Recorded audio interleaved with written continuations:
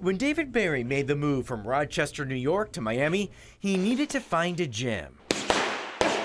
It is my therapy. And he wanted his last name tattooed on his arm to have a piece of his parents with him. I always thought Berry was like my inheritance. It was just like any son born to a father carries his name.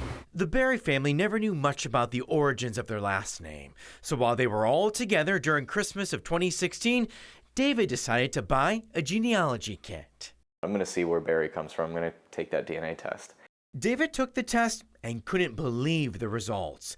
His paternal grandmother was born in Sicily, yet his DNA shows he's 0% Sicilian. I see perhaps the most alarming thing, alarming in the sense that it didn't belong there, was that I was more than half Ashkenazi Jew.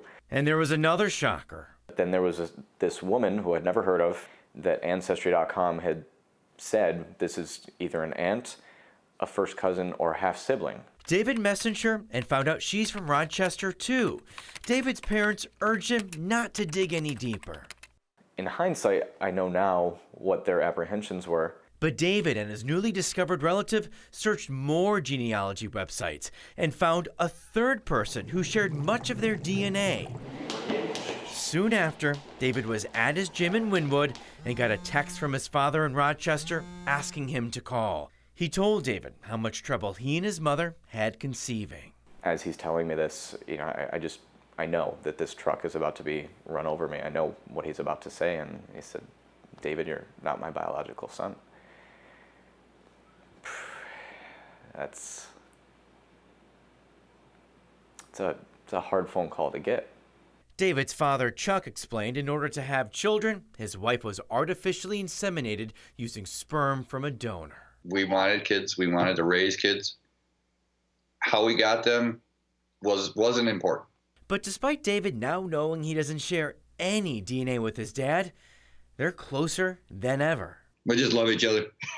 We do. You know.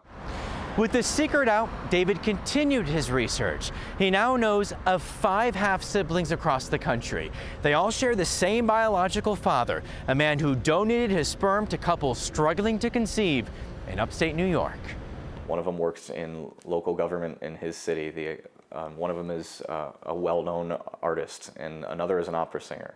He has met most of them, like his half-sister Morgan. And you see your face on another person that you've never met before.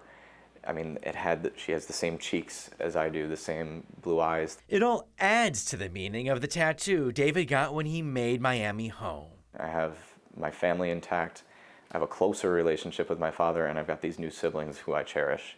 So this Christmas, David gets the gift of a larger family and a father with no bond by blood, but with an unbreakable bond of love.